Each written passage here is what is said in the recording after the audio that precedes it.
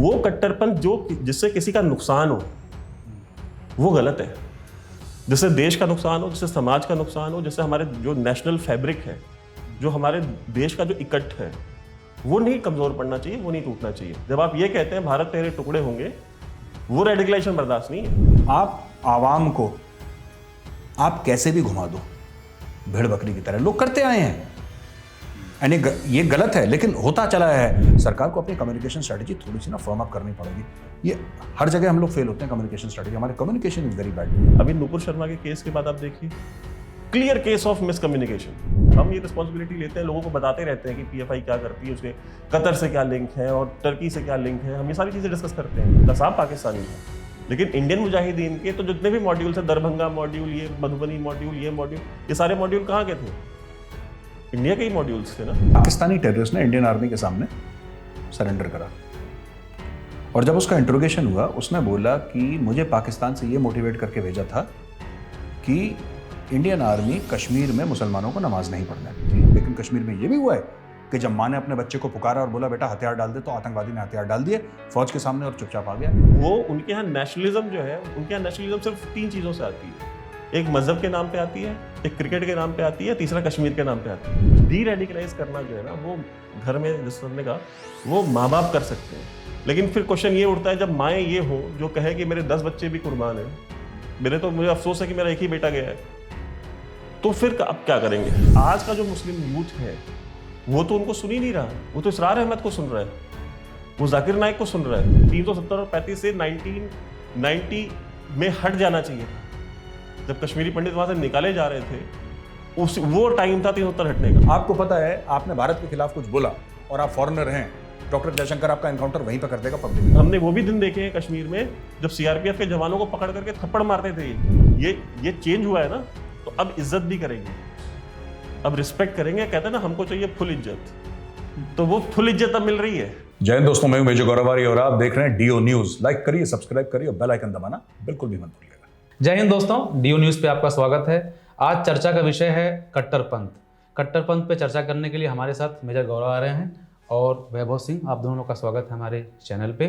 तो सबसे पहले हम मेजर सर से पूछेंगे और बताएंगे मेजर साहब कट्टरपंथ है क्या, और इसको जिस जो एंगल से दिया जाता है, जैसे समाज में या मीडिया पे जैसे दिखाया जाता है कट्टरपंथ को धर्म के एंगल से दिखाया जाता है, ये कहाँ तक सच है और इसको आप किस तरह से देखते हैं? शो में बुलाने के लिए बहुत बहुत धन्यवाद। जहाँ तक कट्टरपंथ की बात है ना, किसी भी चीज़, सिर्फ धर्म ही नहीं, धर्म एक उसका पहलू है, लेकिन कोई भी चीज़ जिसमें ऐसा बिलीफ हो कि उसके लिए आदमी किसी भी हद पे गुजर जाए, कुछ भी कर जाए उसके लिए। मैं खुद कट्टरपंथी हूँ, मैं खुद कट्टरपंथी हूँ। हमारे लिए देश है, हम देश के लिए कुछ सुनना नहीं चाहते। अगर देश के खिलाफ किसी ने बोल दिया तो हम तो सर उतारने के चक्कर में रह जाते हैं उसका। तो हम भी कट्टरपंथी हैं, लेकिन हमने कभी किसी का नुकसान नहीं करा। देखिए प्रॉब्लम पता है कब होती है?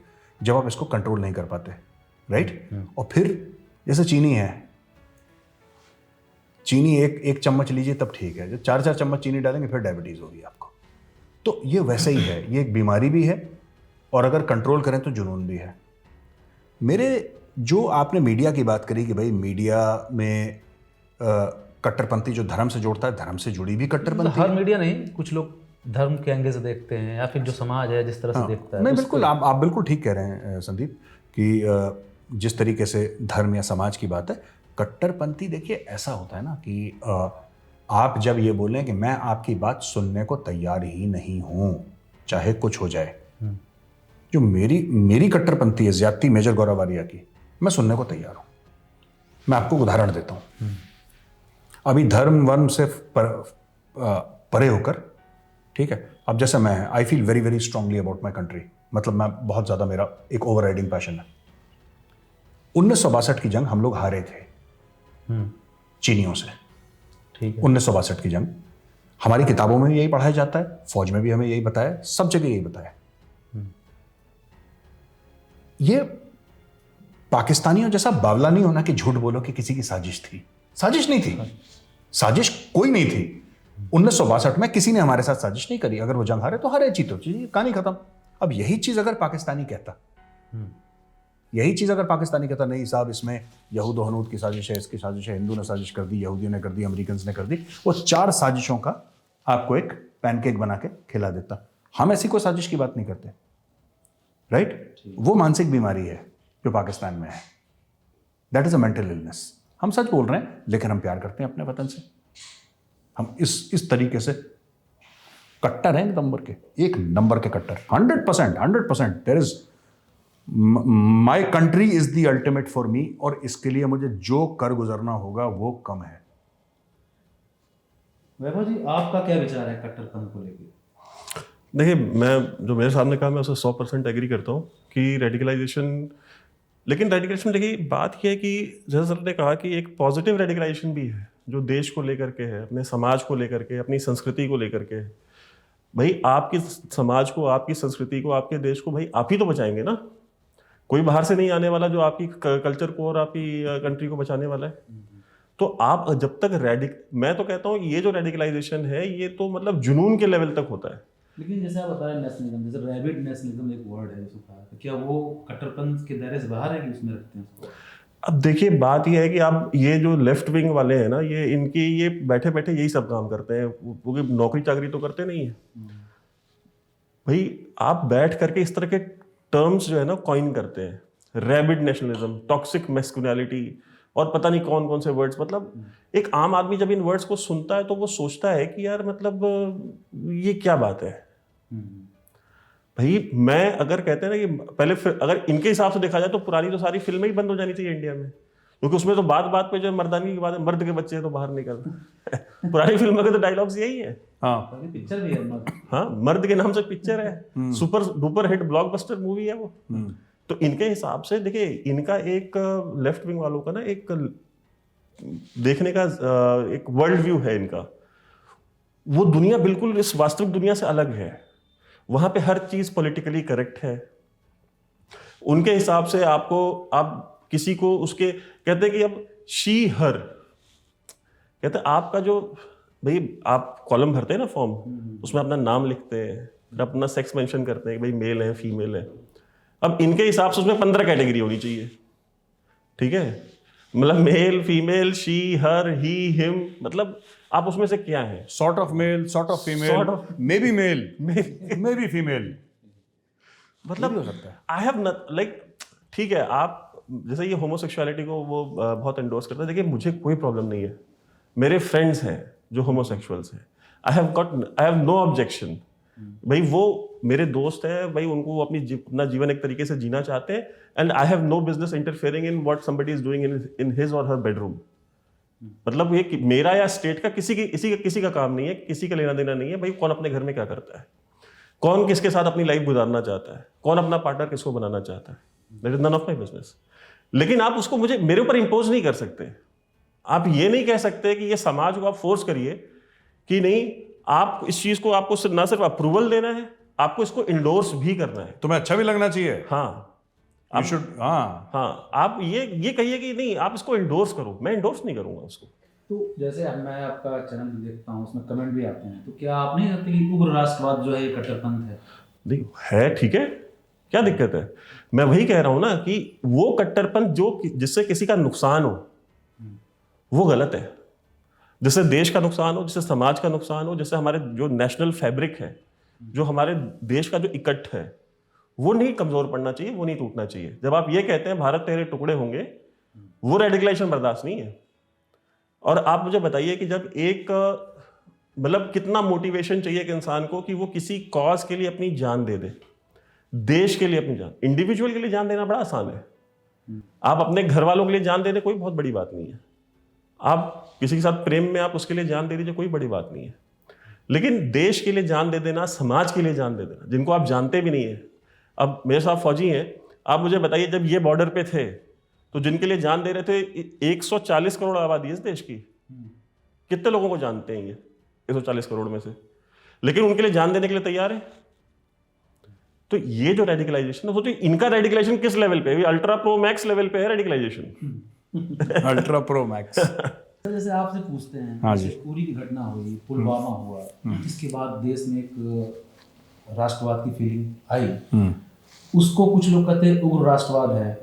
और जैसे हमने कट्टरपंथ पे हम डिस्कस कर रहे हैं सर, तो उग्र राष्ट्रवाद को कट्टरपंथ आप मानते हैं? जैसे वैभव जी तो डिस्कार्ड कर रहे हैं, मतलब अगर पेट्रियट आप देशभक्त हैं और देश के लिए अगर आप जान दे रहे हैं तो वो राष्ट्रवाद होता है, उग्र राष्ट्रवाद नहीं है। आप क्या मानते हैं इसको?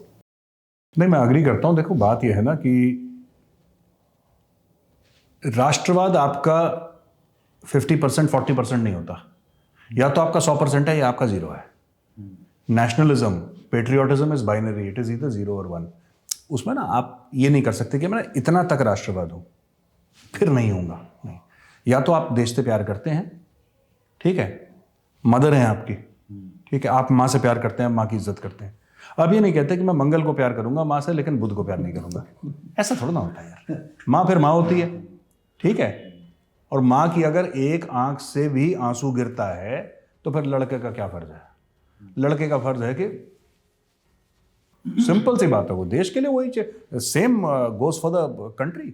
इसमें क्या, हम तो, मैं बता रहा हूं, I as far as India is concern, जहां पे भारत के, मैं बाकी बिल्कुल जैसे वैभव ने बोला ना कि लोग हैं जो कि मिलते रहते हैं कि सम पीपल आर गे और लेस्बियन और whatever their orientation is, ठीक है, हमें क्या लेने देना उनसे यार, तुम्हें जो करना है करो, ठीक है, मेरे माथे पे पिस्तौल मत लगाओ, ठीक है। I am not going to go to a rally and wave a gay pride flag, मैं उस टाइप का नहीं हूं। मैं वहां पे जाके झंडा नहीं लहराऊंगा, लेकिन ठीक है, गॉड ब्लेस यू यार, मतलब I will not condemn you also. मैं आपको कंडेम भी नहीं करूंगा, मैं आपको ये भी नहीं कहूंगा आप बुरे हैं, आपकी मर्जी है, आपका हक है, कानून आपको हक देता है, do whatever you wish to do, it has nothing to do with me at all. देखो, हर एक बंदे की ना, and I think Vaibhav will also agree, हर एक बंदे की ना एक लक्ष्मण रेखा होती है, देयर आर रेड लाइन्स यार, ठीक है। आप वो रेड लाइन, वो जो लक्ष्मण रेखा है ना, आप उसको पार मत करो। आप पार नहीं करोगे तो आप और मैं, आपसे मेरी मुराद कोई भी, अगर आप वो लक्ष्मण रेखा पार नहीं करेंगे तो आप और मैं बहुत अच्छे दोस्त हो सकते हैं। आप वो पार करेंगे फिर आपकी मेरी दुश्मनी है, फिर मैं सारा काम छोड़ के आपके पीछे पड़ जाऊंगा हाथ धो के। और मेरे लिए वो रेड लाइन है इंडिया, वो जो लक्ष्मण रेखा है इंडिया है। तो सर क्या लगता है आपको, ये जो लक्ष्मण रेखा की बात कर रहे हैं, हाँ। क्या शाहीन बाग और सीए प्रोटेस्ट में लक्ष्मण रेखा पार हो गई थी? देखिए, मैं आपको बात बताता हूं, 2-3 चीजें। जहां तक शाहीन बाग की बात है, मैं आपको अपनी व्यक्तिगत राय बताता हूं। शाहीन बाग का प्रोटेस्ट सही था, गलत था, that is none of my business, that is none of my business. CAA को मिसरिप्रेजेंट करा, गलत तरीके से लोगों को बताया, लोग 1 साल बैठे रहे धरना पे, none of Gaurav Arya's business. I am nobody to point out to people of Shaheen Bagh. मैं कोई नहीं होता उनको बोलने वाला कि तुम गलत हो, तुम। मेरा एक कहना है कि यार तुमने रोड क्यों ब्लॉक करके रखी? तुम पहले एक बात बताओ यार, मुझे दिक्कत हो गई। उस समय पिताजी को मैं ले जाता था, अब तो वो नहीं रहे इस दुनिया में, मैं उस समय पिताजी को ले जाता था, मैं 2-2 3-3 घंटे, क्योंकि पूरा ट्रैफिक डाइवर्ट हो गया, जिंदगी हमारी नर्क हो गई। तो यार दिस इज अनफेयर, ये गलत है ये, ठीक है। और बाकी मुझे ऐसा लगता है कि जो स्ट्रेटेजिक कम्युनिकेशन है, जो आपने शाहीन बाग की बात करी, सरकार का काम था कि सरकार लोगों को समझाए। क्या सरकार सक्सेसफुल हुई समझाने में? I don't think so. छोटी सी बात है, आप फार्मर एजिटेशन ले लीजिए, ठीक है, क्या केरल में किसान नहीं है? होगा, आई एम श्योर, मणिपुर में होगा, महाराष्ट्र में होगा। तो सिर्फ पंजाब, हरियाणा और वेस्टर्न यूपी वालों को क्यों दिक्कत हुई? मैं ये जानना चाहता हूं। क्या कहीं और एजिटेशन तो हमने देखा नहीं? तो देखिए, बात ये होती है ना कि लोगों को गुमराह करके, जिस दिन डोनाल्ड ट्रंप की फ्लाइट गई इंडिया से, उसके 24 घंटे के बाद शाहीन बाग खत्म हो गया। आपने शाहीन बाग की बात करी थी, शाहीन बाग खत्म हो गया। मैं शाहीन बाग को इस परिप्रेक्ष्य में बात कर रहा था कि बहुत से लोग जो सोशल मीडिया पे या मीडिया पे सो कट्टरपंथ, जो लोग वहाँ बैठे थे वो कहते थे कट्टरपंथी इनको बैठाया गया है, पीएफआई का रोल है इसमें। हो सकता है पीएफआई का रोल हो। देखिए, मैं ये मानने को तैयार नहीं हूं कि जो शाहीन बाग में बैठे थे वो इस्लामिक कट्टरपंथी थे, नहीं। उनको ऐसा, उसमें से कितने लोगों का तो टीवी ने इंटरव्यू लिया कि क्या सीए में लिखा हुआ, हमें पता ही नहीं। उनको बिठाने वाले कट्टरपंथी थे। हाँ बिल्कुल, उनको जो पीएफआई वालों ने बैठाया वो बदमाश थे, उनकी टांगें तोड़ो पकड़ पकड़ के। नॉट कि शाहीन बाग वाला जो लड़का बैठा है या लड़की बैठी है वहां पे, या आंटी अंकल बैठे हैं, हो सकता है दे आर क्लूलेस, हो सकता है उनको नॉलेज नहीं है। कितने किसानों को जब पूछा था कि भाई फार्म लॉज में क्या लिखा, आपको पता क्या था? मुझे पता ही नहीं, आप बताओ ना क्या लिखा है। तो सीए में क्या लिखा है? उनको, देखिए बात ये होती है ना कि ये इंडिया में चलता चला आ रहा है 70-75 साल से। आप आवाम को आप कैसे भी घुमा दो भेड़ बकरी की तरह, लोग करते आए हैं, यानी ये गलत है लेकिन होता चला है। आपने लोगों को ये बता दिया कि जब सीए होगा तो सारे के सारे मुसलमानों को देश से निकाल दिया जाएगा। ये एक बहुत बड़ा षड्यंत्र चल रहा है, लोगों ने विश्वास कर लिया, लोगों ने विश्वास कर लिया। कितने बाबा नहीं है जो कहते हैं कि जी बाबा के पास बाबा भस्म लगा देगा तो लकवा मारा लकवा ठीक हो जाएगा। लोग विश्वास करते हैं, पढ़े लिखे लोग विश्वास करते हैं। जब मन में इनसिक्योरिटी होती है, आपने सबसे पहले उनके मन में इनसिक्योरिटी भरी। आपने जो मुस्लिम समाज था, आपने उनके मन में इनसिक्योरिटी भरी कि यार सीए जो है ना, तुम देश, अब डॉक्यूमेंट तो पढ़ा नहीं, मासूम लोग हैं, कोई बात नहीं पढ़ा उन्होंने, अब आपने बोला कि नहीं तुम निकल जाओगे। वो इसलिए बैठ गए वहां पे क्योंकि उनको ये बोला कि अगर तुम नहीं बैठोगे तुम्हें देश से निकाल देंगे। कहानी खत्म हो गई। This is what breeds radicalization, lack of information. And मुझे ऐसा लगता है कि सरकार को अपनी communication strategy, I think Vaibhav you will agree, सरकार को अपनी कम्युनिकेशन स्ट्रेटेजी थोड़ी सी ना फर्म अप करनी पड़ेगी। ये हर जगह हम लोग फेल होते हैं कम्युनिकेशन स्ट्रेटेजी, हमारे कम्युनिकेशन इज वेरी बैड। काम ढंग का करने को निकलते हैं, वो काम फिर गड़बड़ हो जाता है। इसमें सर सही कह रहे हैं कि कम्युनिकेशन इंडिया में आप देख लीजिए पिछले 4-5 साल में जितने भी इस तरह के इंसिडेंट्स हुए, चाहे वो किसान आंदोलन हो, चाहे शाहीन बाग हो, चाहे राइट्स होते हो।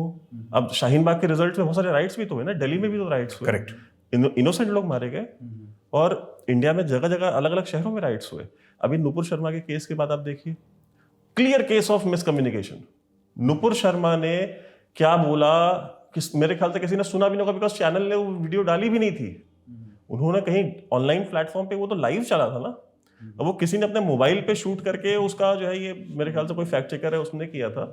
तो अब आप ये देखिए कि वो क्लिप अवेलेबल भी नहीं है, लेकिन मिसकम्युनिकेशन करके मिस इन्फॉर्मेशन, डिसइन्फॉर्मेशन फैलाई गई लोगों के बीच में, और सरकार उसको काउंटर करने में फेल हो गई। और उसके नतीजे में क्या हुआ, कन्हैया लाल जैसे पता नहीं कितने इनोसेंट लोगों को की जान चली गई।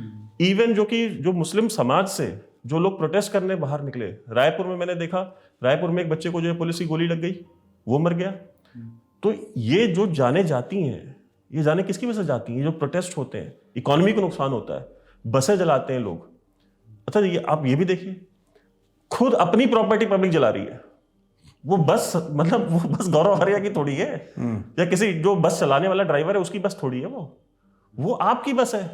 ये जो पब्लिक प्रॉपर्टी है, पब्लिक प्रॉपर्टी इसलिए कहते हो कि आपकी प्रॉपर्टी है वो, और आपने ही चलना है उसमें। जो गाड़ी चलाने वाले, जिनके पास अपनी गाड़ियां हैं, वो बसों में नहीं चलते ना, तो वो तो आपको मिस इन्फॉर्मेशन फीड कर रहे हैं। आप मिस इन्फॉर्मेशन को सुन करके उस बस को जला रहे हो जिस बस में आपको चलना है।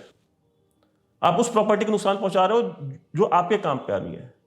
तो ये जो मिसकम्युनिकेशन की वजह से इंडिया में बहुत सारी चीजें, अगर आप देख लें, अब केरला को आप देख लीजिए, केरला में इतना एक्सट्रीम रेडिकलाइजेशन है कि हाथ काट देना, लोगों को मार देना, ये सारी चीजें होती है ना, हम समय समय पे सुनते रहते हैं। एक क्रिश्चियन प्रोफेसर ने कुछ आर्टिकल लिखा या कुछ एक पीस लिखा, उसके ऊपर उसके हाथ काट लिए गए, तो पीएफआई ने किया।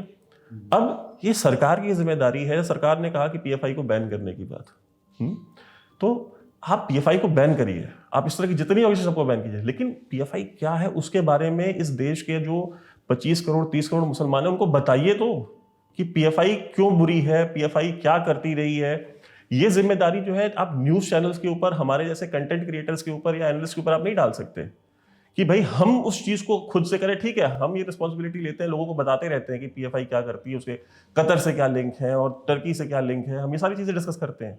उनके जर्मनी में कौन सी आईटी सेल बैठी है, हम ये भी बता देते हैं, लेकिन ये काम हमारा बताने का नहीं है, ये सरकार का है। बात करते हैं पीएफआई की, तो जो दूसरी विचारधारा के लोगों का, जब आप पीएफआई की बात करते हैं तो बजरंग दल की बात करिए। बजरंग दल की बात नहीं होती, पीएफआई की बात हो रही है। ठीक है, आप करिए बजरंग दल की बात। नहीं, आप बजरंग दल की बात कीजिए, किसने मना किया आपको बात करने से?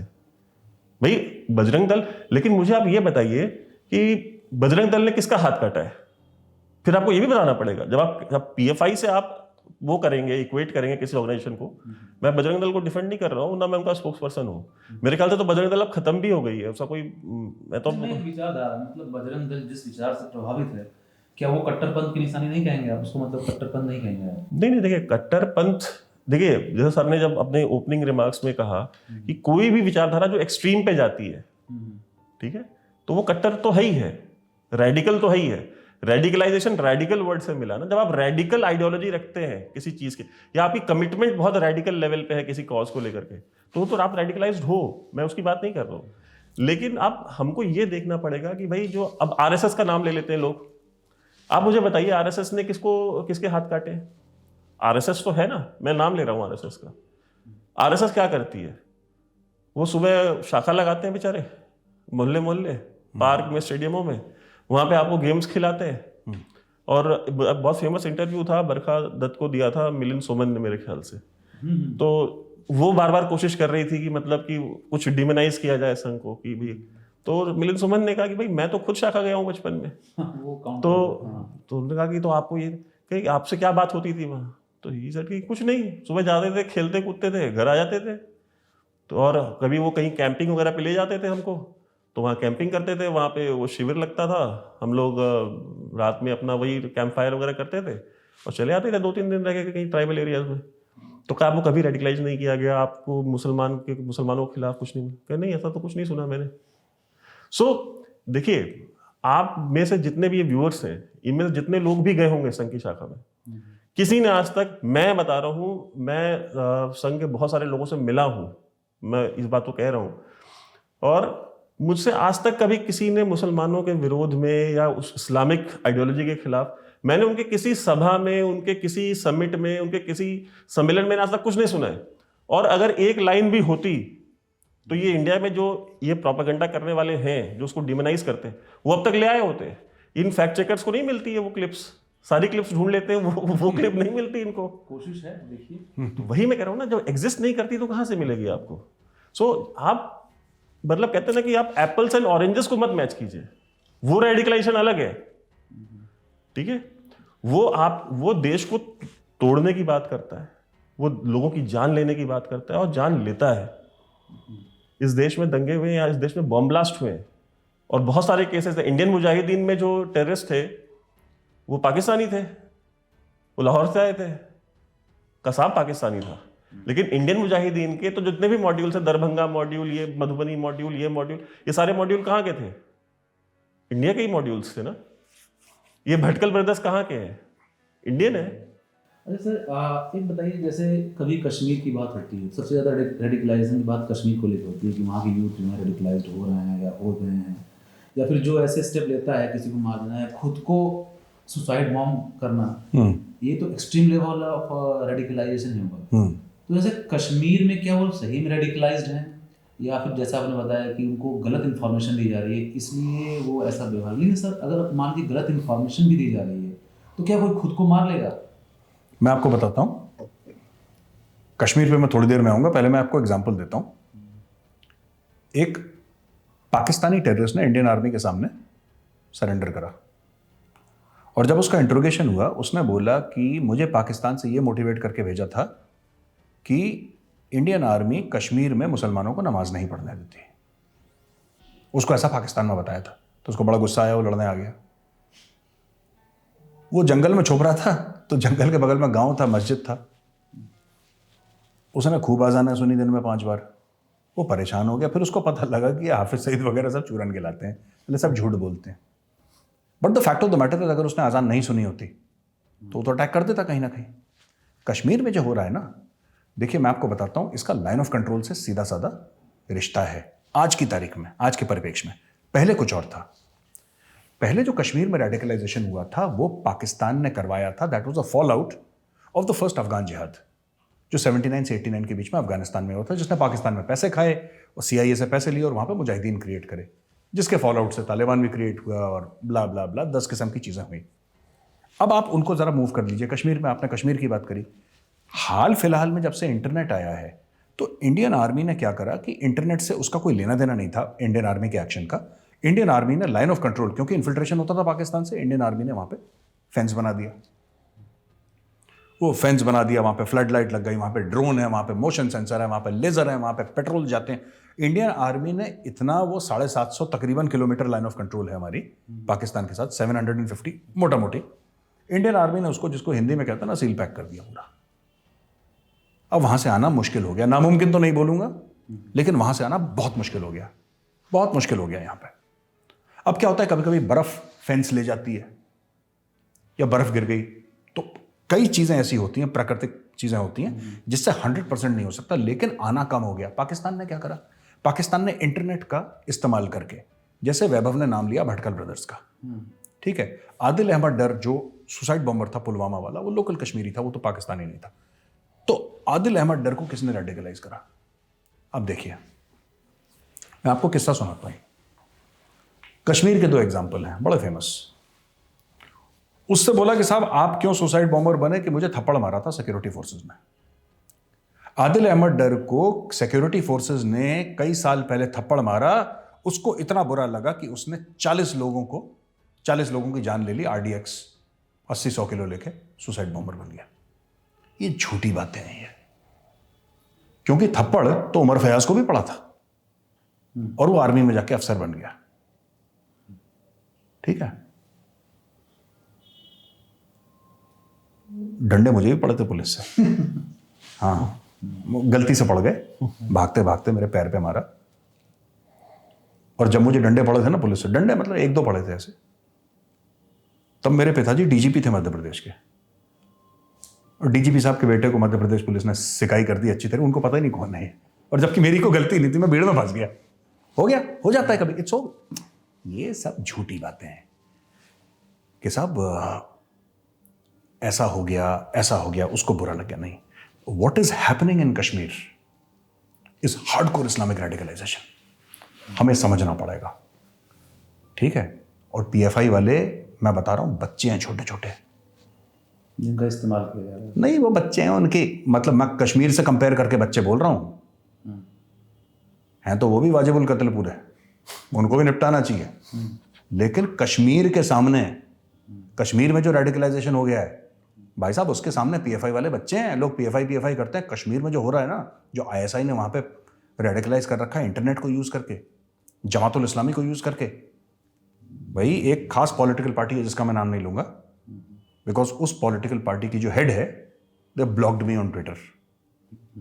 मुख्यमंत्री रह चुके हैं, मैं नाम नहीं लूंगा। वो पॉलिटिकल पार्टी जो है वो कहां पे खत्म होती है, जमात इस्लामी कहां पे शुरू होती है, किसी को नहीं पता। जमात इस्लामी कहां खत्म होती है, हिजबुल मुजाहिदीन कहां शुरू होती है, किसी को आज तक नहीं पता लगा। ये कैसे हुआ है मस्जिदों से? क्या नॉर्मल कश्मीरी मस्जिदों से जो उसके मेंबर पे खड़े होकर जो लोग बोलते हैं, क्या वो रेडिकलाइजेशन करते हैं? नहीं, ये जमात इस्लामी की मस्जिद है जहां से होता है। और इसका साउथ कश्मीर में जो गढ़ है वो है अनंतनाग, जो जमात इस्लामी करते हैं वहां पे। जमात इस्लामी के जो मदरसे हैं ये करते हैं रेडिकलाइजेशन। फैमिली क्या इन्वॉल्व होती है रेडिकलाइजेशन में? यार देखो ना, क्यों नहीं होती? देखो मैं बता रहा हूं, परिवार का देखो, बच्चे, लोग कहते हैं ना कि फौज के बारे में कहते हैं ना कि लोग, यार फौज बच्चे को सुधार देगी। यार फौज में बच्चा जब जाता है ना, वो 20 साल का होता है, लड़का जब होता है, लड़की जब 20 साल, कोई 21-22 में जाते हैं, 18-19 में जब भी जाते हैं फौज में, वो पहले 20 साल तो अपने माँ बाप के यहाँ रहा है। वो उसको पहली जो शिक्षा, उठना बैठना, कपड़े पहनना, बड़ों की कैसे तमीज से आदर सत्कार करना, बड़ों का छोटों से प्यार से बिहेव करना है, मंदिर जाना है, मस्जिद जाना है, हाथ धोने हैं, वजू करना है, वो कौन सिखाता है? तो माँ बाप सिखाते हैं। बाकी वो जहां जाता है सही रास्ते जाता है। अगर वो सही, मैं कश्मीर की बात कर रहा हूं, सही रास्ते जाता है उसको इंडियन आर्मी मिलती है, गलत रास्ते जाता है उसको लश्कर तैयबा मिलती है। तो वो तो उसको बाद में मोल्ड करती है। तो बिल्कुल चाहे उसको रेडिकलाइज करना, ठीक है, कैसे होता है हमें तो पता ही नहीं था। हमें ये नहीं पता था कि लड़का वो कह रहा था कि मैं एग्जाम के लिए, कॉम्पिटिटिव एग्जाम की तैयारी कर रहा हूं। जब पुलिस वाले आए तब पता लगा कि उसके कमरे के अंदर RDX मिला। अरे तुम लोग बेवकूफ हो क्या? तुम्हारे घर में तुम्हारा बच्चा है, तुम्हें नहीं पता क्या कर रहा है वो? You don't have any clue. लड़का हफ्तों गायब है, बात नहीं कर रहा, गुमसुम रह रहा है अंदर कमरे में बैठ के। उसको दोस्त आ रहे हैं, अचानक रात के 2 बजे लोग आ रहे हैं, मिलने के लिए जा रहे हैं। तुम्हें बिल्कुल बैल बुद्धि हो। और वहां पे लोगों ने क्या बोला है, कश्मीर में भी ऐसे केसेस हुए हैं जहां पे माँ बाप ने बोला है कि नहीं, अब हमने अल्लाह के सुपुर्द अपने बेटे को कर दिया, अब वो जो मरता है मरे, कोई दिक्कत नहीं है, हमारे लिए शहीद है। तो रेडिकलाइजेशन घर से शुरू होता है। लेकिन कश्मीर में ये भी हुआ है कि जब माँ ने अपने बच्चे को पुकारा और बोला बेटा हथियार डाल दे, तो आतंकवादी ने हथियार डाल दिए फौज के सामने और चुपचाप आ गया, वो रिहेबिलिटेटेड है। तो कश्मीर में आपको दोनों किस्म की स्टोरीज मिलेंगी। पर हाँ, जो आपका सवाल है कि क्या घर से रेडिकलाइजेशन शुरू होता है, घर से शुरू भी होता है और उसका इलाज भी घर ही है। आपको क्या लगता है ये डी रेडिकलाइजेशन के और काउंटर रेडिकलाइजेशन के जो कैंप्स खोल रखे हैं, देखो they are successful to some extent, ठीक है। मैं बताता हूं आपको कश्मीर में खास तौर से ना, क्योंकि मैं अभी इस महीने भी था कश्मीर में, अगले महीने फिर जाऊंगा मैं। माओं की बड़ी इज्जत है। लड़का कितना भी बड़ा टेररिस्ट हो, मां की इज्जत करे, वो अपने बाप की इज्जत ना करे, कश्मीरी अपनी मां की इज्जत जरूर करेगा। और एक बार मां ने बोल दिया तो काटता नहीं है बात अपनी मां की। You have to reach out to the mothers in Kashmir.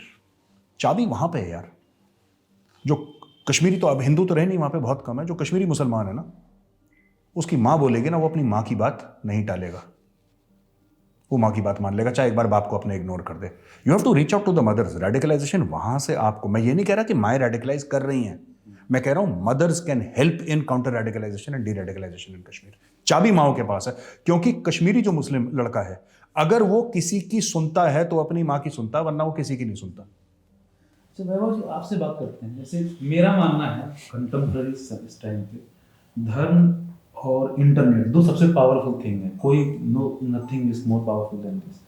और रेडिकलाइजेशन इन दोनों का एक कॉम्बिनेशन आप कह सकते हैं। किस हिसाब से मिस इन्फॉर्मेशन इंटरनेट के थ्रू आ रही है, सोशल मीडिया के थ्रू, और रिलीजन का इस्तेमाल करके उसको, इन दोनों को साथ साथ फैमिली का जो रोल होता है, जो जैसा बता रहे हैं कि मस्जिदों से या फिर कश्मीर में माँ का बड़ा रोल है, वो चाहे तो हेल्प आउट कर सकती हैं। आप भी कश्मीर के बारे में जानते हैं, आप भी कश्मीर गए, आपकी क्या राय है इस पर? मैं जो कहूँगा, मेरा कहना ये है कि देखिए सिर्फ कश्मीर ही नहीं, इस देश में जहाँ भी, अब देखिए कभी भी जो ये शाहीन बाग के टाइम पे या इस तरह के जब भी कुछ राइट्स होते हैं, तो उसमें कभी जैसे कोई बच्चा मर गया, किसी को गोली मार दी पुलिस ने या किसी लॉ इन्फोर्समेंट एजेंसी ने, तो इस तरह के बयान आप देखते हैं ना सोशल मीडिया पे बड़े फ्लॉन्ट किए जाते हैं कि मेरा 10 बेटे और होंगे तो मैं 10 के 10 बेटे कुर्बान करूंगी। ये भी, वो भी माएँ हैं ना, वो कह रही हैं कि मेरे 10, हो सकता है कोई से कहने को कह रहा हो। देखिए ये आप एज्यूम कर रहे हैं ना, मैं तो उस पर जाऊंगा जो मेरे सामने है कि अगर वो कह रही है, यानी कि वो खुद का बेटा तो लूज किया है, वो 100 और माओं को इस चीज के लिए मोटिवेट कर रही है कि वो भी बोले ये बात। उसने बेंचमार्क सेट कर दिया ना, बेंचमार्क सेट कर उसने दिया, बेंचमार्क सेट कर दिया। अच्छा वो मां कर सकती है, तुम नहीं कर दिया। हाँ। सही है। और इस तरह के वीडियोस को फिर आप देखिए इंटरनेट पे घुमाया जाता है ग्रुप्स में, व्हाट्सएप ग्रुप्स में, और फिर आईएसआई जैसी और पीएफआई जैसी और बहुत सारी इस तरह की जो टेररिस्ट ऑर्गेनाइजेशन, मैं तो आईएसआई को टेररिस्ट ऑर्गेनाइजेशन ही मानता हूँ, वो तो कौन सी इंटेलिजेंस ऑर्गेनाइजेशन है, मतलब टेररिज्म के अलावा क्या इंटेलिजेंस है उनके पास? हम तो मानते हैं कि वो दुनिया सबसे बेस्ट। मैं कहता हूँ इंटेलिजेंस एजेंसी है CIA, इंटेलिजेंस एजेंसी है MI6, RNAW, ये इंटेलिजेंस एजेंसीज है, ये इंटेलिजेंस गैदर करती हैं। ISI ने जब से बनी है, उसने टेररिज्म के अलावा कोई दूसरा काम किया हो तो मुझे बताएं, उनका कोई अचीवमेंट हो। यही का अचीवमेंट है। तो ये काम इंटेलिजेंस एजेंसीज के नहीं है ना। आप उनको और कुछ कह सकते हैं, आप इंटेलिजेंस एजेंसी नहीं कह सकते। इंटेलिजेंस एजेंसी नहीं कह सकते आप उनको, है ना। इंटेलिजेंस मतीउल्लाह को उठा के पीट दिया, हाँ ठीक है, हामिद मीर को गोली मार दी, एजाज को धमकी, मतलब ये असदुर को पीट दिया, ये यही काम करते हैं। दुनिया भर की इंटेलिजेंस एजेंसीज का जो सबसे पहला काम होता है ना, वो होता है अपने ट्रैक साफ करना, कि कोई चीज हम तक ना पहुंचे, किसी को बहाना ना मिले हमारा नाम लेने का, और सबूत तो दूर दूर तक नहीं होना चाहिए, ठीक है। तो उनका सबसे पहली जो प्रायोरिटी होती है ना, वो ट्रैक साफ करनी होती है। और ये कौन सी एजेंसी है जो मतलब बंदा उठाने की पूरे मीडिया पे ISI का नाम शुरू हो जाता है? मतलब आप खुद सोचिए, ऐसा नहीं कि CIA नहीं काम, इंडिया में इतने काम करती है CIA, मतलब साइंटिस्टों को मरवाने से लेकर के, यहाँ पे प्रोटेस्ट कराने से लेकर के, यहाँ पे प्रोजेक्ट्स रुकवाने तक, उन्होंने कितने ऑपरेशंस नहीं किए इंडिया के अंदर। बट आपने कभी CIA का नाम लेते हुए सुना है किसी को? क्योंकि कोई भी क्रेडिबल ऑर्गेनाइजेशन, कोई भी मीडिया ऑर्गेनाइजेशन तब तक नाम नहीं ले सकती जब तक उनके पास प्रूफ ना हो, ठीक है। एक इंडिविजुअल ये बात कर सकता है, आप ऑफ द रिकॉर्ड बोल सकते हैं, बट ऑन द रिकॉर्ड आप कभी उनका नाम नहीं ले पाएंगे, बिकॉज उसके लिए फिर आपको प्रूफ देना पड़ेगा, ठीक है। वो प्रूफ नहीं है, क्योंकि वो एक इंटेलिजेंस एजेंसी, उसका प्राइम काम ये है कि पहले अपने ट्रैक साफ करो। अरे उसका वो बाय नहीं, देखिए इंटेलिजेंस क्या, खुफिया ISI बड़ी खूबसूरत, मैं I am sorry we are this thing, but बड़ी इंटरेस्टिंग बात वैभव ने बोली। ISI के साथ पता खूबसूरत बात क्या है, they don't want to be खुफिया, they are in your face, मतलब वो खुफिया है ही नहीं, it is not an intelligence, it's basically a bunch of thugs wearing uniform. Yes, वो क्या करते हैं कि उनको कोई फर्क थोड़ा पड़ता है। मैं कहता हूं कि हामिद मीर की छाती पे 2 गोलियां उतार दी ISI ने, ठीक है, आपको लगता है ISI किसी को उसके लिए मेडल भी मिल गया होगा? उनको फर्क पड़ता है ISI को।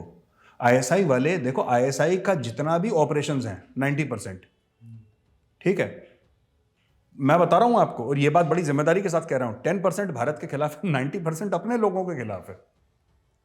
ISI is a danger to the Pakistani people.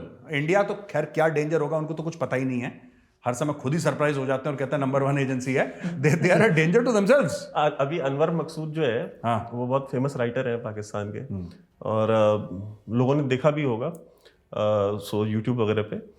सो अनवर मकसूद का भी परसों जो है वो कराची उर्दू फेस्टिवल चल रहा है। लूज टॉक वाला ना? हाँ, लूज टॉक वाला। हाँ, वो जबरदस्त तो आदमी, जबरदस्त। वो जो है ना, उसका परसों कराची उर्दू फेस्टिवल था, तो वहाँ पे वो स्पीच दे रहे थे।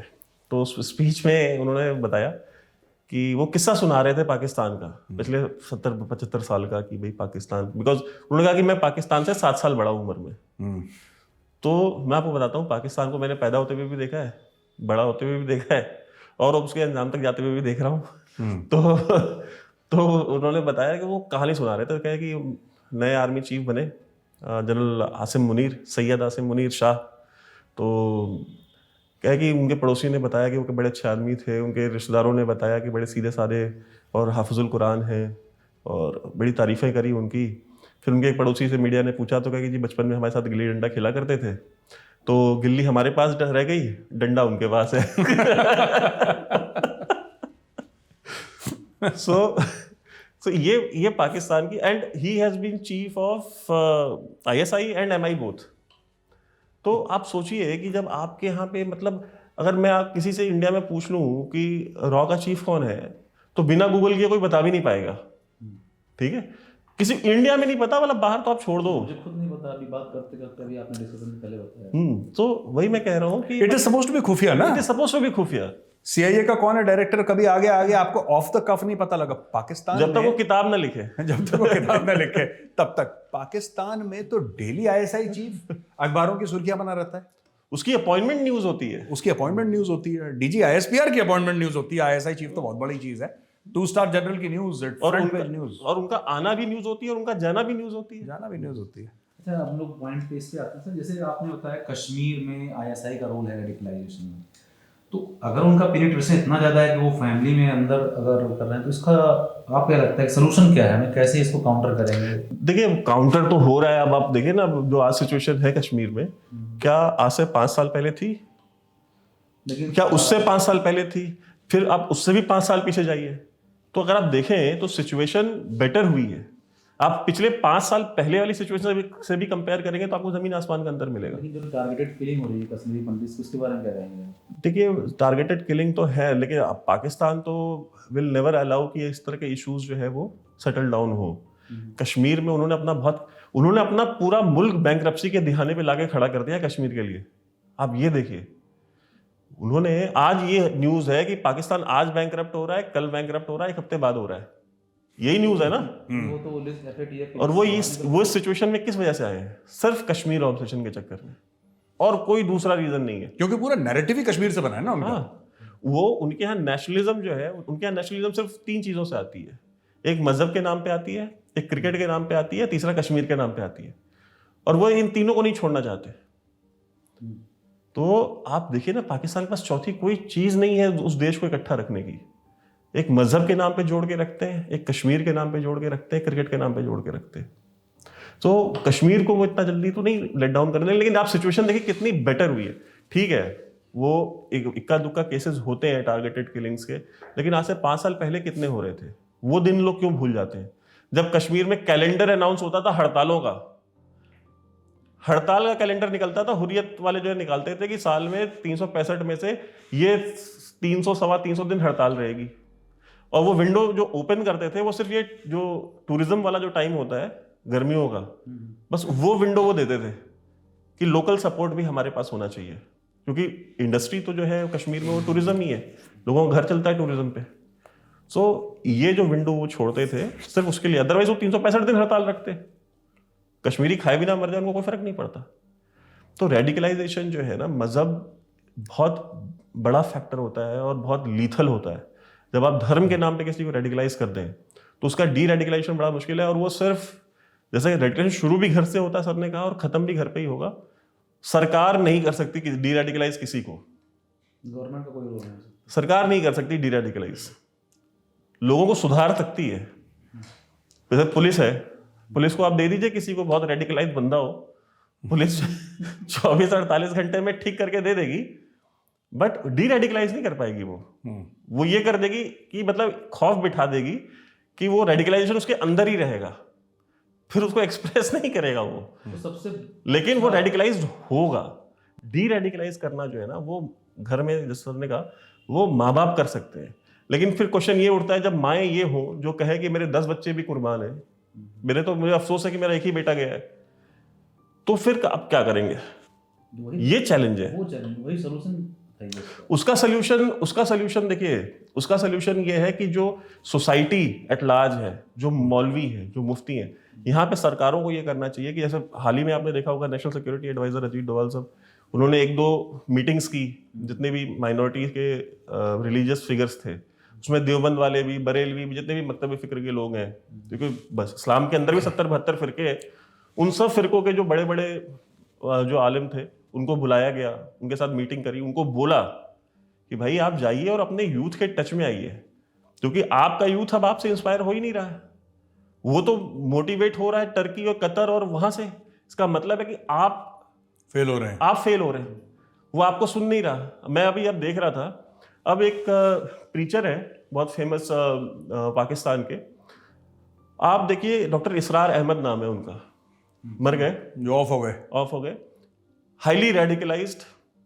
ऑलमोस्ट अ टेररिस्ट, और आप उसके वीडियोस पे जाइए, आपको मिलेंगे व्यूज 25 लाख 30 लाख, मतलब 5 मिलियन 6 मिलियन तक भी व्यूज चले जाते हैं उसके वीडियोस के।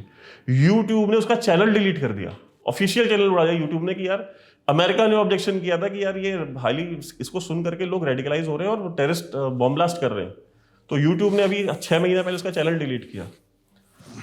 इंडिया का यूथ जाकिर नाइक को सुन रहा है, इसरार अहमद को सुन रहा है, इनसे मोटिवेट हो रहा है।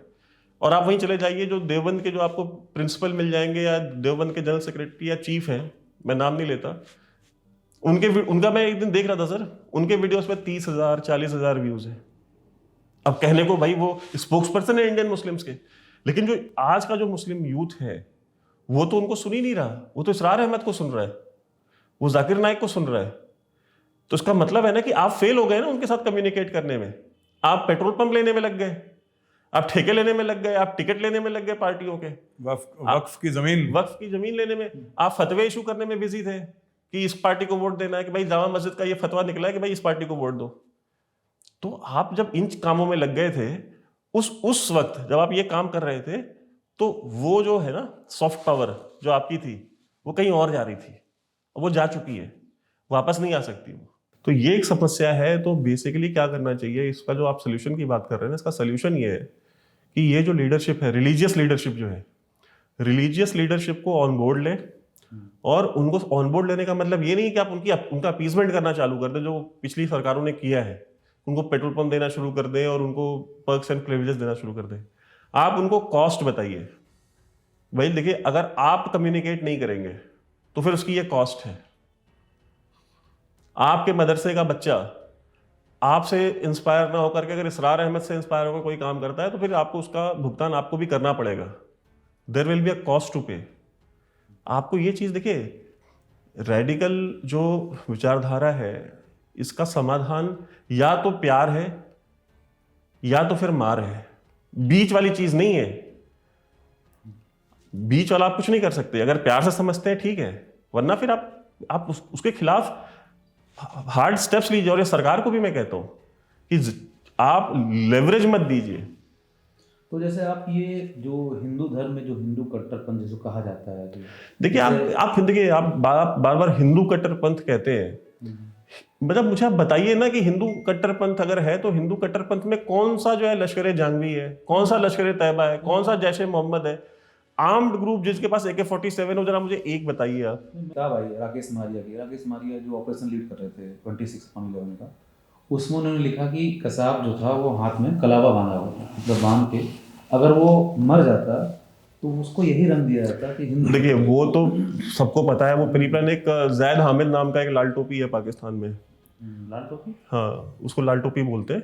जैद हामिद उसका नाम है, पाकिस्तान में रहता है और डिफेंस एनालिस्ट है वो सो कॉल्ड। तो जब ये अटैक चल रहा था अभी कसाब का किसी को पता भी नहीं था, और वो पाकिस्तानी टेलीविजन पे बैठ करके ये बोल रहा था कि वो तो हिंदू है, उसके हाथ में तो हमने देखा है कि वीडियो क्लिप में आप देखो उसके हाथ में लाल धागा बांधा हुआ है, कलावा बांधा हुआ है। कसाब की इमेज भी नहीं आई थी, और वो वहां पे टीवी पे पाकिस्तानी टेलीविजन पे लाइव बैठ के बोला था कि ये तो हिंदू खुद करवा रहे हैं, वो जो लड़का है जिसने जो हमले कर रहा है उसके हाथ में लाल धागा बांधा हुआ है, वो हिंदू बांधते हैं। तो इसका मतलब है कि उन्होंने, आईएसआई ने पहले से अपने इन जो सो कॉल्ड डिफेंस एनालिस्ट हैं, इनको पहले से ही फीड करके रखा हुआ था कि तुमने क्या बोलना है।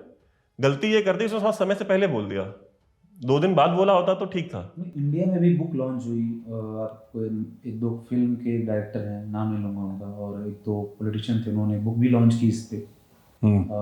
उस पे था 26/11 आरएसएस की साजिश। हाँ, ऐसे। तो देखिए वो उन लोगों को छोड़ दीजिए, वो देखिए हमने तो, सर ने तो बोला भी है कि पता नहीं कौन लोग हैं जो ये बॉलीवुड वालों को सीरियसली लेते हैं, पहली चीज, क्योंकि इनके पास दिमाग तो होता नहीं है। दूसरा, जो पॉलिटिशियंस हैं वो पॉलिटिक्स कर रहे हैं, हम उस पर भी क्या कमेंट करें, छोड़ देते हैं। इस देश में जितने भी वो जो पॉलिटिशियन जिस पार्टी से हैं, इस देश की 90% प्रॉब्लम्स उन्होंने ही क्रिएट करी है। उनकी पॉलिटिकल पार्टी की जब गवर्नमेंट्स रही है इस देश में, 90% प्रॉब्लम तब क्रिएट हुई है।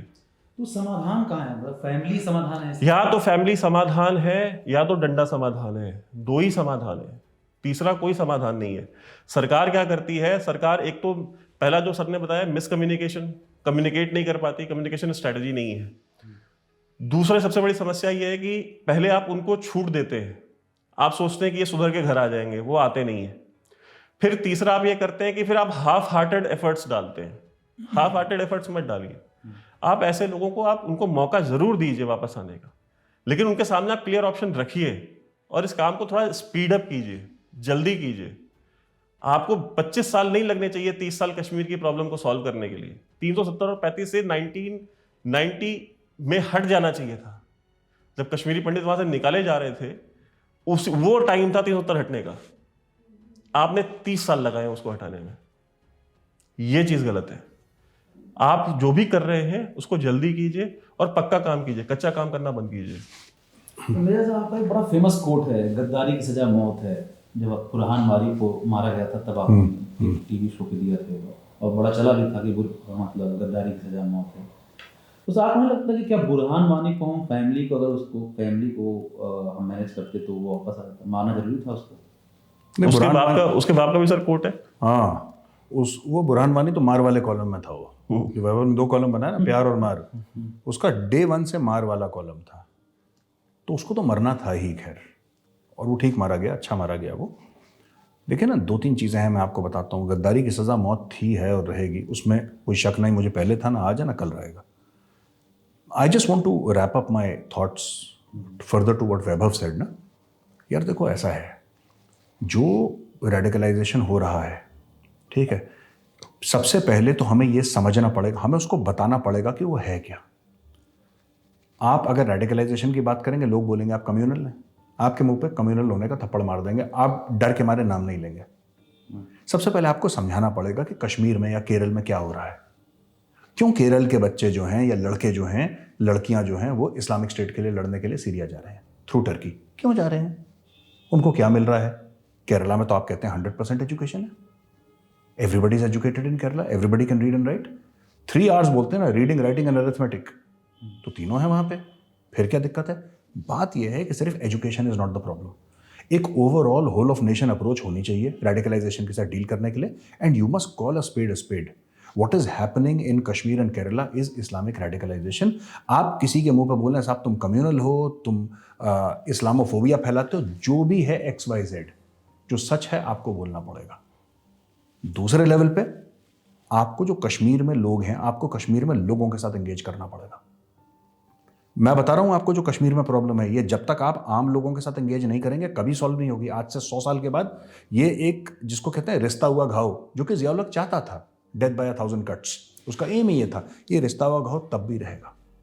मैं तो कश्मीरी मेरे दोस्त हैं, मैं उनको अच्छी तरीके से देखो, कोई ऐसा ना होमोजीनियस है कश्मीरी माइंडसेट करके कुछ नहीं होता। जो लोग कहते हैं ना कि कश्मीरी कैसे सोचते हैं, सब अलग अलग सोचते हैं, लेकिन मैं आपको बताता हूँ, there are 2-3 things about Kashmiris that you must know. जब तक आप बैठ के बात नहीं करेंगे ना, ये प्रॉब्लम कभी सॉल्व नहीं होगी। This problem cannot be solve अगर आप 10 और राष्ट्रीय राइफल्स की बटालियन वहां पे रेज कर देंगे कश्मीर में। This is not a problem that can be solve by the gun. आपको कश्मीरी जो मुसलमान है ना, आपको कहीं ना कहीं बैठ के आपको एंगेज करना पड़ेगा। किस लेवल पे किसको एंगेज करना है? एक तो जो जितने भी जमातुल इस्लामी वाले हैं इनको निपटाओ। और मैं आपको क्लियर कट बता रहा हूं, जमातुल इस्लामी वाले फौजी बूट के बिना नहीं मानते, इनको तो मार मार के ना दुम्बा बनाओ जमातुल इस्लामी वाले, ये सबसे जहर है। पाकिस्तान तबाह कर दिया सर इन्होंने ये जो चीज हाथ लगाते हैं ये जला देते हैं। ये मौदूदी की औलादें हैं, ये इनको निपटाना बहुत जरूरी है जमातुल इस्लामी को। ठीक है, जो टेररिस्ट है आप उसको बिल्कुल मत बख्शो। ये महबूबा मुफ्ती ने बहुत, ये पत्थरबाज, ये सब ना, इनको निपटाओ। लेकिन हैविंग सेड दैट, ये हार्ड स्टैंस है। जो सॉफ्ट स्टैंस है ना, जो 90, मुझे कोई बता रहा था, मैं नाम नहीं लूंगा, a very responsible person in the government in JNK told me, himself a local, himself a Muslim, he told me 92% of Kashmiris are neutral. 92% of Kashmiri Muslims are neutral. 4 are pro-Azadi 4% and 4% are staunchly pro-India. जो 92% है ना, वो देखते हैं कि किसका हाथ भारी है और वो उसकी तरफ जाते हैं। वो उसने बोला, मैं उसको कोट कर रहा हूं, मैं अपनी तरफ से नहीं बोल रहा। जब हुर्रियत थी, आपने टेलीविजन स्टूडियोज में नहीं देखा? जब हुर्रियत थी, जब हुर्रियत डिक्टेट कर रही थी, जैसा वैभव नहीं बता रहे थे कि कैलेंडर, जब हुर्रियत डिक्टेट कर रही थी ना टर्म्स कश्मीर में, जब हुर्रियत कह रही थी कि ये कर दो, ये बंद कर दो, तब वही स्पोक्स पर्सन जो कश्मीर की डिबेट्स में टीवी में आते थे, वो कहते थे भारतीय सेना बुरी है, भारतीय सेना ऐसा है, इंडिया ये है, इंडिया वो, और एक आध ने तो पाकिस्तान का भी जिंदाबाद के नारे लगा दिए, जो पाकिस्तान में बड़ा गरम चाय समोसे की तरह चला वहां पे। लेकिन जैसे 370-35 से हटाया, वो 92% इधर आ गए। अब राष्ट्रगान पे जो कोई खड़ा नहीं होता तो बाहर निकाल देते हैं। अब राष्ट्रगान पे श्रीनगर में फंक्शन हुआ है, आपने बोला कि ठीक है आप पीछे जाइए। आप देखो, बात यह है ना कि everybody respect strength. You have to project, you can not project weakness. आपने कश्मीर में वीकनेस, स्ट्रेंथ का मतलब ये नहीं कि आपने लोगों को उठा के उनको जान से मार दिया। No, the state must seem to have its writ run. आप स्टेट की रेट को चैलेंज नहीं कर सकते। Nobody respects a weak man। तो स्टेट भी जो है ना, अगर आप कमजोर दिखेंगे, इस देश की जनता आपकी इज्जत नहीं करेगी। और सिर्फ कश्मीर ही नहीं, कश्मीर के यूपी वाले इज्जत नहीं करेंगे। यूपी वाले नहीं। We are in UP, we are from UP, हम लोग इज्जत करेंगे? हम नहीं करेंगे इज्जत। क्यों योगी जी का क्यों फैन है आजकल? योगी जी क्यों पॉपुलर है? ही रिप्रेजेंट स्ट्रेंथ। मोदी जी क्यों फैन है? क्यों डॉक्टर जयशंकर के पीछे लोग भाग रहे हैं? क्यों अमित शाह जी के लोग पीछे भाग रहे हैं? Because they represent strength.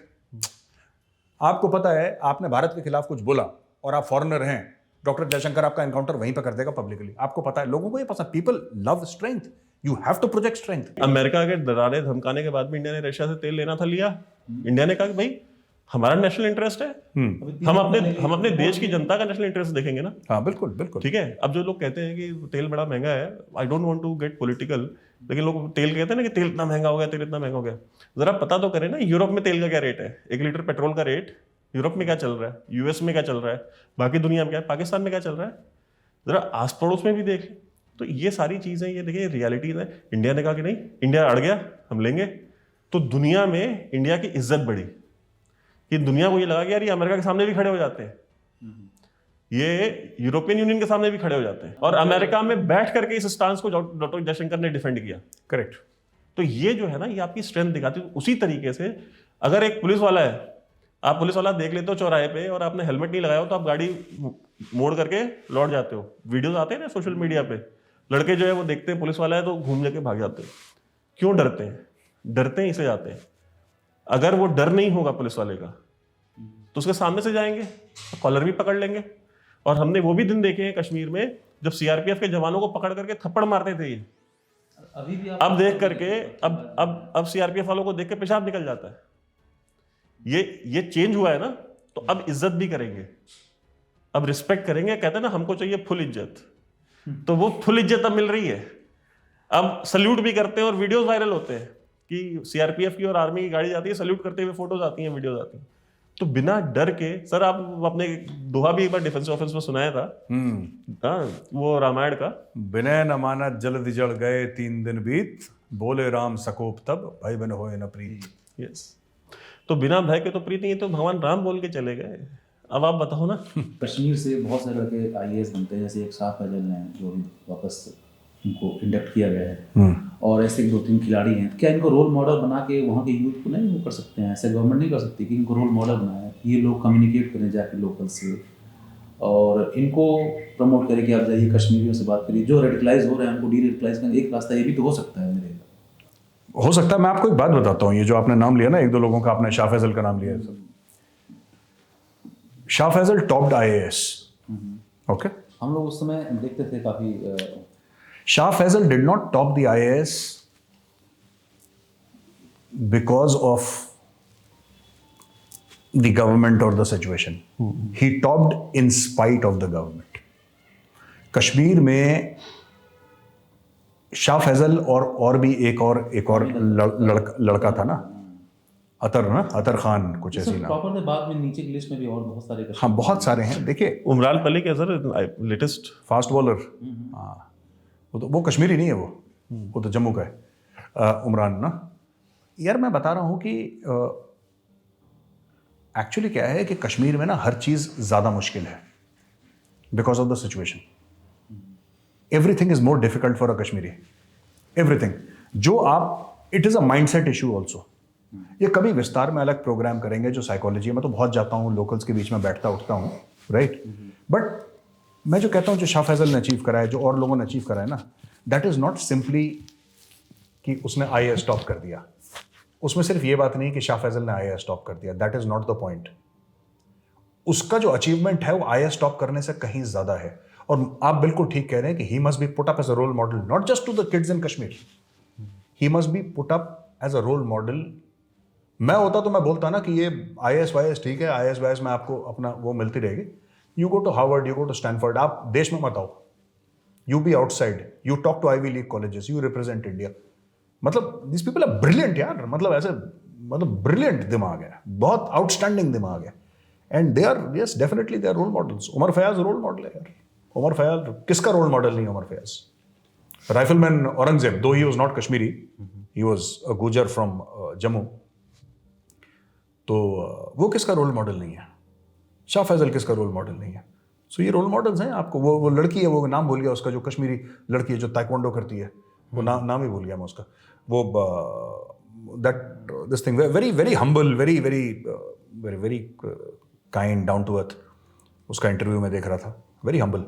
तो वो लड़की, वो रोल मॉडल है। इन बच्चों को क्यों नहीं आप आगे ले जाते? इनको क्यों नहीं दुनिया के सामने पेश करते कि ये भी कश्मीर है ना, ये भी तो वहीं से निकले यार। जो बंदा IAS की तैयारी कर रहा है, और जब उसने IAS की तैयारी करी होगी, शाह फैजल ने, या वो खान जो है ना, अतर खान, जब उसने तैयारी करी होगी, आप सोचो वो घर में बैठ रहा है, आपके घर के बगल में कॉर्डन लग रहा है, ग्रेनेड फट रहा है, AK-47 की फायरिंग है, तब जाके वो IAS टॉप करता है। बस वो स्टोरी अलग है। तो हमें इनकरेज करना चाहिए। It's not easy, it's not like कि बिहार में बैठ के लड़के ने IAS टॉप कर दिया, यूपी में बैठ के लड़के ने, दिल्ली में बैठ के लड़के ने। Situation tough, situation is totally different there ना। अभी तो बहुत 370-35 के बाद तो बहुत नॉर्मल हो गई है, बहुत फर्क, जमीन आसमान का फर्क है। लेकिन जब इन लोगों ने करा था तब तो 370-35 से था ना, इट वाज देयर। तब तो हड़ताल कैलेंडर चलते थे। There is a mental trauma involved in all this. एक मेंटल ट्रॉमा होता है। It's like, you know, when the Hurriyat says दुकानें बंद, it looks like you are living in under siege. उस ट्रॉमा में, उससे निकल के अपने आप को ट्रेन करना, अपनी फैमिली ट्रेजेडीज को दूर रख के, then you top the IAS। तो बहुत ही अलग लेवल का गेम है ये। This is great, great. तो दोस्तों, आपको हमारा आज का एपिसोड कैसा लगा हमें कमेंट में ज़रूर बताएं, और आप दोनों का बहुत बहुत शुक्रिया हमारे शो में आने के लिए।